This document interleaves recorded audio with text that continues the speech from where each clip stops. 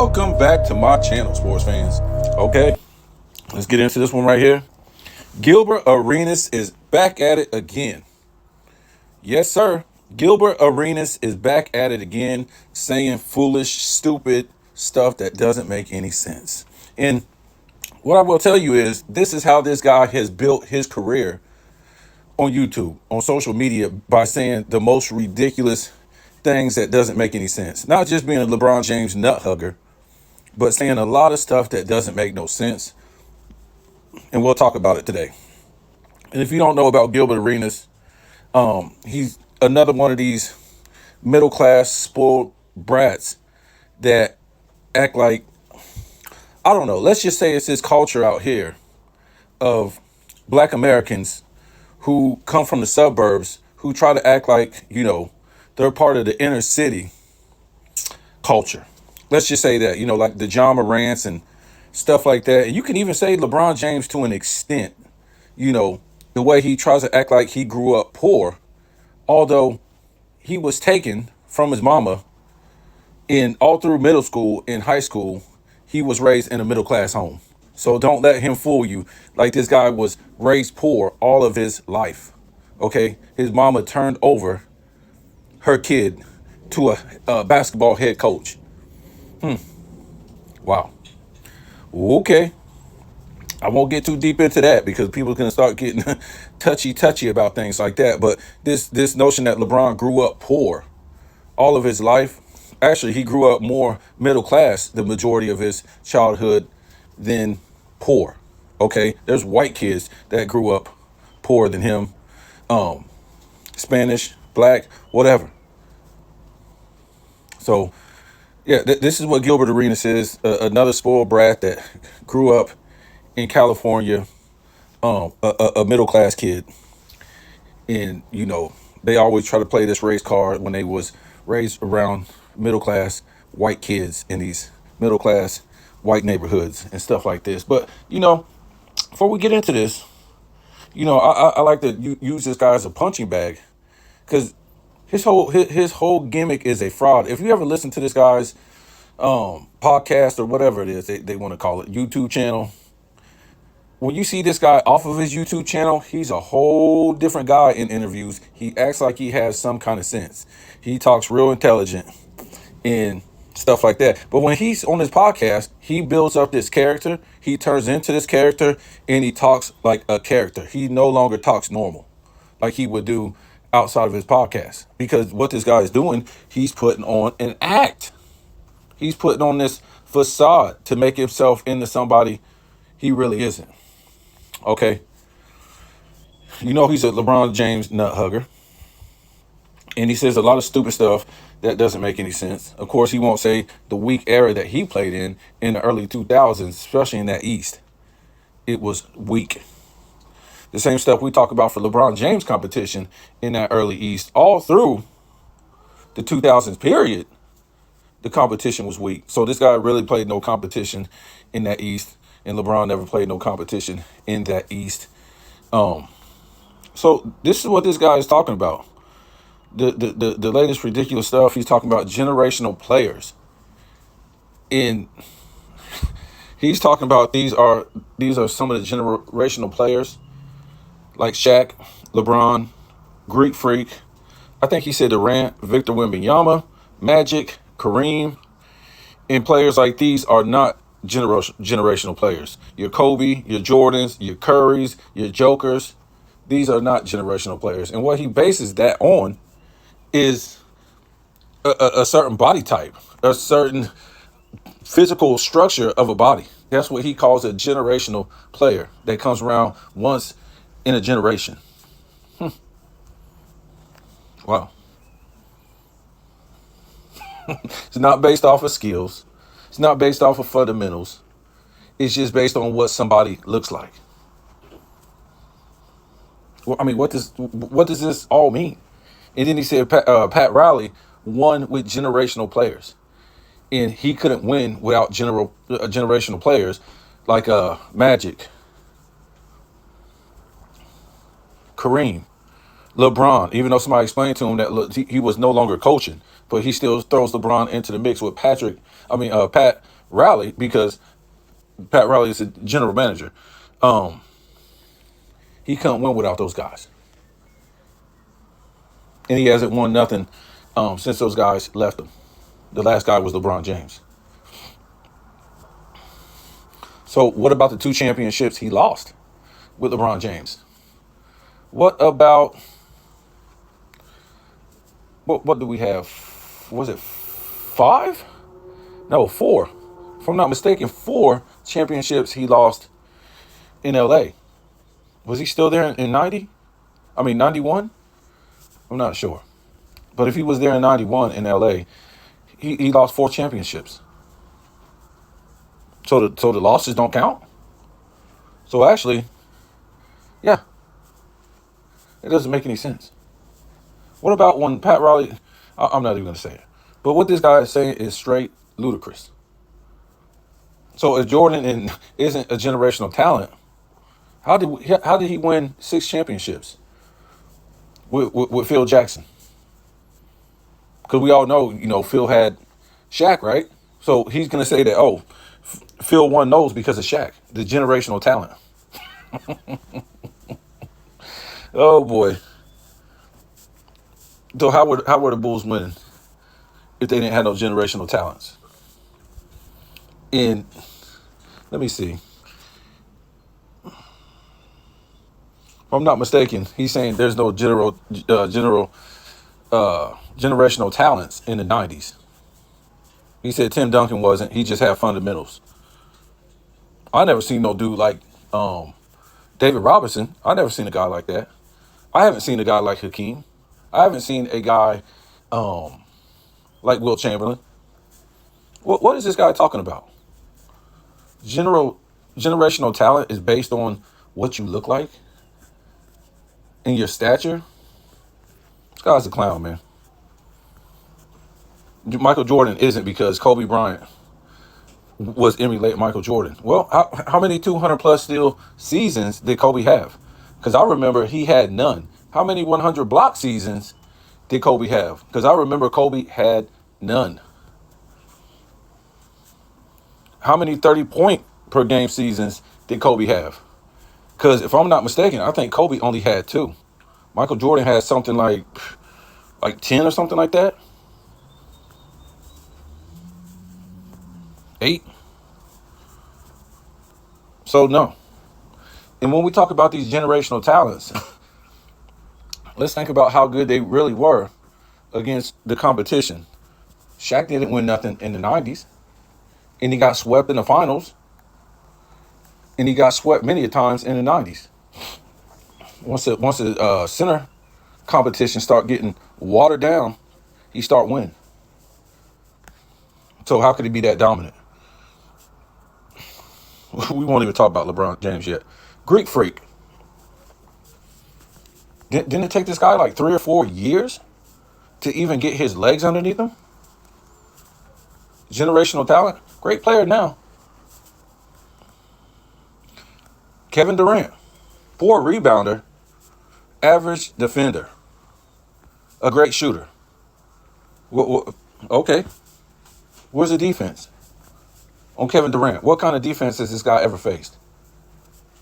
I was hearing something yesterday about saw somebody's channel talk about they don't respect Kevin Durant ever since he went and joined the Warriors and all this stuff. We all know about that. But they don't want to say the same about LeBron James. What's the difference? LeBron went to 2 top 5 players at the time in his own East. He went to go play with his competition. And then he loaded those teams around those 2 players in him. He just didn't go play with them. He went and rearranged that whole team. And you guys want to disqualify Durant? Sure you do. Sure you do. Because he took LeBron's candy, his championships. Which I'm not sure they would beat Golden State anyway. They was down 3-1. So in 17, without Durant, I think they still would have won. Now, I don't think they would have swept them or beat them 4-1, but they still would have beat them. They still would have beat them. Because LeBron is a choke artist. Victor Wembanyama, going to be a great player and is a generational talent. But where's the defense on this guy? Who's playing defense on him? Joker, supposedly the best player in the league, don't play a lick of defense. This is the new era of NBA, the great players that don't play a lick of defense. 80s and 90s, great players were defenders as well as offensive players. It was almost a joke to be called a great player in the 90s. and you wasn't a good to great defender. So who's going to be guarding Victor Wembanyama as far as, great centers in the past going against each other? The Dikembe Mutombo, and Alonzo Mourning, and Shaq, and Patrick Ewing, Hakeem, Rick Smits, Sabonis, all these type of guys in the 90s who were centers at least gave some type of great defensive effort. Maybe Embiid. Maybe. But as far as like league talent defender, who's really gonna give it to Wemby? So of course he's gonna be a better player than what you think he is because there's no defense. And I even got him to be coming up out of these 220s as the best player. Magic. We all know about Magic. Really ain't got nothing to say about him. And I really don't have nothing to say about this list right here. As far as these people, Shaq, LeBron, Greek, Durant, Victor Wembanyama, Magic, Kareem, all great players. But they're no greater than the other greats. Like Wilt Chamberlain, Michael Jordan, Kobe Bryant, Curry, Joker, Bill Russell, Tim Duncan, all these type of guys that's in the top 10. Now, maybe Victor Wembanyama might get in that top 10 one day to me. Joker's not in the top 10. These are generational talents to me that's in that top 10. The Birds. These are generational talents. He's saying this wrong. Talent and generational, I don't know, basketball freaks, something like that.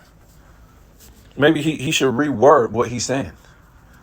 Generational talent is all those guys in the top 10. You'll never see nothing like that. And we've talked about that before. You're not going to ever take any of these guys out of that top 10. Why? Because these guys were about attention to detail. They were about playing when they were hurt. They were all about team basketball. They had great skill sets. They were playing for legacy, not the money.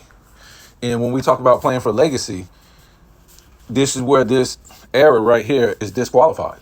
Most of these guys, right? Because they cannot stay on the court. And like I was telling you before, you would have to drag these guys that's in the top 10 literally off the court. The Kobe Bryants, all these guys in the top 10, you would have to drag them off the court in playoff games, the NBA Finals, before they wouldn't play. This era right here is weak. You've seen all the guys that set out. What about Brunson in the game 7? You got to be kidding me, bro. You're going to sit out in a game 7? Scottie Pippen decoyed himself in 98 finals just to keep playing and couldn't even barely jump. His back was so messed up. Halliburton, Jimmy Butler. Who else? Donovan Mitchell, the other guy that played for the Cavs that sit out. One team after another, a guy set out. Who was in the West? Did I say Giannis? Kawhi. Could you imagine? This guy could really be in the top 10 if he wasn't crying about his kitty cat being hurt all the time. Zion Williams. This is this era where these guys sit out, especially in playoff games.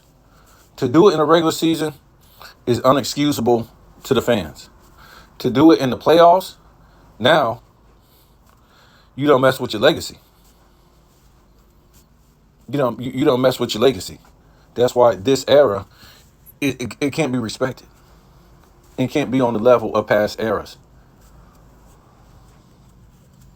I don't remember seeing this even in the 210s. This was ridiculous.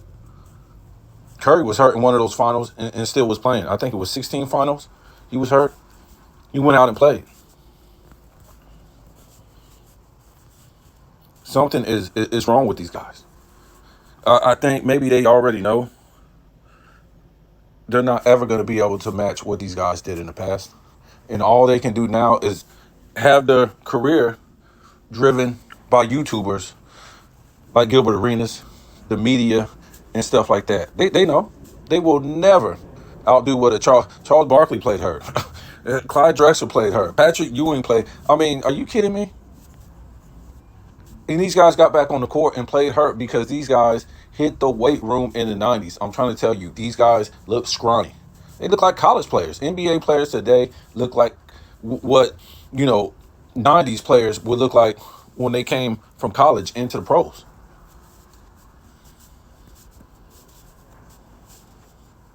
These guys don't lift no weights. Get in the weight room. And you won't get hurt. You ain't going to feel that tired. You ain't crying over a broken fingernail. Go hit the weight room. No, they don't do that because they all sit at the 3-point line and they don't have to play real basketball like men. They can watch a dude like, I love Luka, but they can watch a dude like Luka just dominate them. That would be a joke in the 90s. Ain't no Luka dancing down the lane and doing layups and doing the stuff that he thinks he is going to do, that he does in this era. It's not going to happen. And that's why these guys get hurt. They're not made, their bodies aren't made for the grind like 80s and 90s players were. These guys hit the weight room.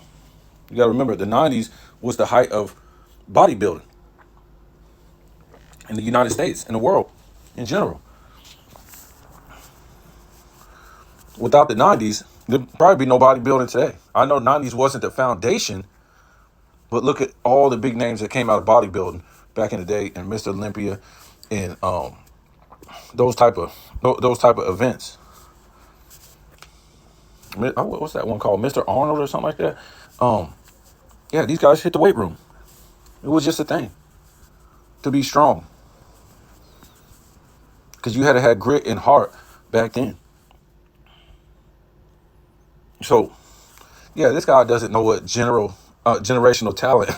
This guy doesn't know what generational talent is.